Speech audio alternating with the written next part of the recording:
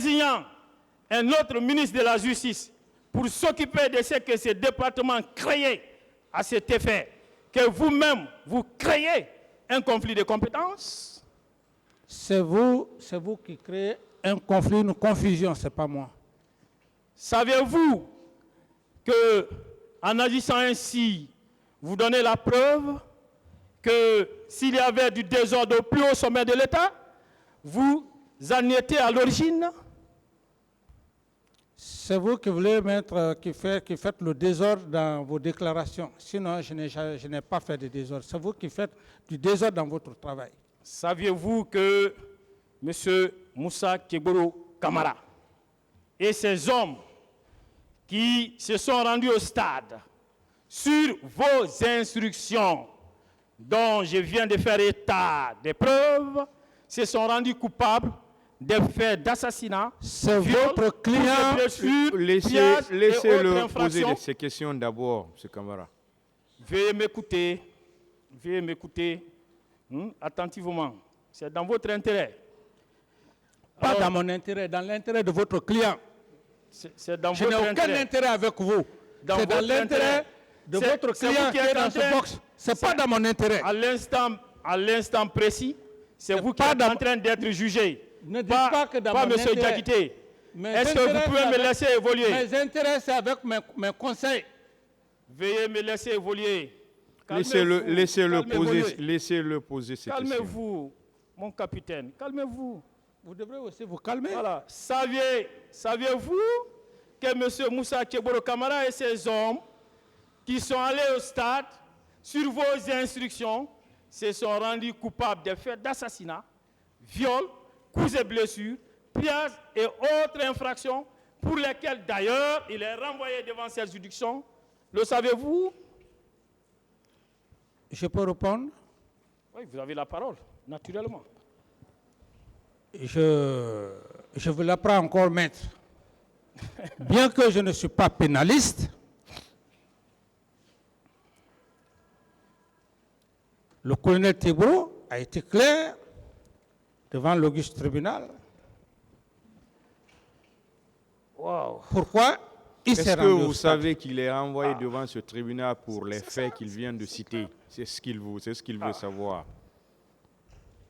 Oui. Très bien. D'autres questions? Très bien. Très bien. Alors, à l'instant précis. Monsieur le Président, à l'instant précis. Il y a un aspect qu'il a ajouté, Monsieur le Président. Continuez, maître, s'il vous plaît. À l'instant précis. Monsieur Kamara, s'il vous plaît. Permettez-moi, Monsieur Kamara. C'était ça la question, vous avez répondu. Voilà. La question était de savoir que je leur ai donné... Vous avez déjà répondu à ça. Laissez-moi évoluer. Continuez, maître. Voilà. Permettez-moi à présent, mon capitaine, de vous donner lecture des procès-verbaux de quelques parties civiles traduisant la mise en œuvre concrète de vos instructions reçues par M. Moussa Kegboro. Il s'agit, je commence, du procès-verbal d'audition des parties civiles en date du 14 octobre 2012 de M. Mamadou Sambasso, page 2.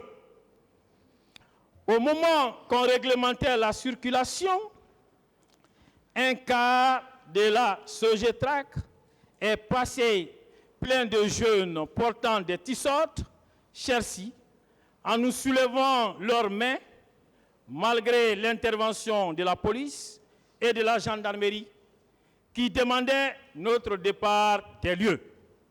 C'est entre-temps que capitaine Kegboro a garé près de la station accompagné de beaucoup de pick-up. Il nous a demandé de quitter les lieux.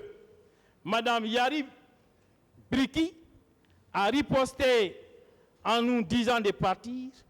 Le capitaine a dit que tout ce qui va nous arriver, on l'aurait souhaité. C'est ce que votre ministre a eu à dire, intervenant sur vos instructions. Deuxième procès verbal. Procès verbal d'audition des parties civiles en date du 18 septembre 2010 de M. Ibrahima Diallo, page 2. Nous nous sommes rendus au stade du 28 septembre où nous avons constaté la présence physique de Kegboro, tout juste à la terrasse, qui demandait aux militants de rentrer chez eux. Sinon, toute personne qui rentrerait dans le stade sera éliminée par lui. C'est encore M. Kegboro qui agissait ainsi. Non, comme officier supérieur, j'ai constaté la présence du colonel Kegboro Kamara que j'ai vu tirer avec ces éléments. Je continue. Un autre procès verbal. Procès verbal d'audition des parties civiles en date du 17 septembre 2012 de Aïssatou Sidibé, page 2. J'ai vu certains agents de Kegboro tirer à balles réelles sur les manifestants et d'autres les poignarder ou les frapper par des coups de crosse. Procès verbal, un autre, d'audition des parties civiles en date du 5 septembre 2012 de Fatmata Binta Diallo, page 2. Nous lui avons dit, du point de départ jusqu'ici, il n'y a eu aucun incident, qu'il nous laisse rentrer tranquillement pour tenir notre meeting. À ces mots, il a dit que tout ce que vous voudrez, tout ce que du moins vous aurez obtenu à l'intérieur, vous l'aurez cherché. Finalement, nous sommes rentrés au stade pour réceptionner nos leaders. C'est au moment où les leaders tenaient leur discours que, contre toute attente, nous avons entendu des crépitements d'armes. Un autre procès verbal. Procès verbal d'audition des parties civiles en date du 14 novembre 2012 de Mme Kadiatoussi Savané, page 2. Plus loin, en face des portails du stade, nous avons rencontré un mouvement de foule alors que les leaders se trouvaient déjà à l'intérieur. Peu après, il y a eu des tirs d'armes automatiques. Au même moment, j'ai aperçu le colonel Kegboro. Alors, vous voyez, mon capitaine, comme vous, monsieur Moussa Kegboro n'a fait que mettre à exécution. Alors, le massacre que vous avez prémédité contre les leaders que vous avez qualifiés de faux leaders et d'apatrides.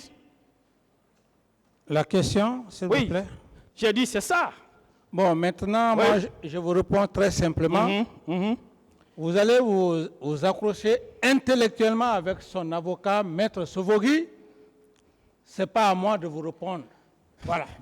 J'ai continué. Vous voyez que M. Kegboro, il était en train de mettre à exécution déjà et vos instructions. Parce que déjà, vous avez dit à M. Toumba, qui lui l'a résisté, à cet ordre qui était manifestement illégal, qui consistait à lui dire Toumba, le pouvoir est dans la rue, il faut les mater, ils vont le regretter. N'est-ce pas? C'est ce que Kegboro a mis en exécution. C'est ce que vous pensez, maître. Ok. Je continue. Reconnaissez-vous comme M. Moussa Kegboro avoir menacé M. Sidya Touré lorsque vous l'avez appelé dans la nuit du 27 au 28 dans les environs de 1h du matin? Reconnaissez-vous l'avoir menacé? Je ne saurais vous répondre. Pourtant, vous avez eu en réponse à l'une des questions de Maître Gilbert, vous avez eu à déclarer ici que votre entretien téléphonique avec lui se serait passé dans un climat apaisé. Oui, c'est parce que Maître Gilbert a été... Non, moi je ne parle pas de Maître Gilbert. Non, vous avez parlé de Maître Gilbert a été courtois avec moi. Ce qu'il voulait avoir, c'est ce que je lui ai donné. Puisque vous ne voulez pas le faire, vous voulez arracher avec force. Moi, je n'ai pas besoin. Je n'ai pas de réponse. Je n'ai pas de réponse, maître. Très bien. Je n'ai pas de réponse. Voilà. Je n'ai pas de réponse. Je voudrais vous dire que vous avez commencé vos menaces. Vous avez commencé vos menaces dans la nuit là même à l'égard des leaders. Et pour preuve, je vais donner la lecture du procès verbal d'audition des parties civiles en date du 29 mai 2017 de M. Sidia Touré. Il a donc dit qu'il a beaucoup de respect pour moi, mais qu'il était, il parle de vous, impossible d'accepter que ces meetings se tiennent. J'ai réitéré que je n'y pouvais rien. J'ai eu l'impression que le téléphone était sur haut-parleur et que les deux suivaient ma déclaration. J'ai entendu Thibou dire qu'il fallait faire respecter l'autorité de l'État. À partir de là, Dadis s'est déchaîné complètement. Il a dû répéter le respect de l'autorité de l'État au moins une dizaine de fois. Après 8 minutes environ, le téléphone s'est coupé. Dès après, le même numéro m'a rappelé. Dadis a continué à crier et menacer de me rendre responsable de tout ce qui pouvait arriver et même de me faire arrêter. Avez-vous, oui ou non, menacé M. Sidia Touré en ces termes? Non.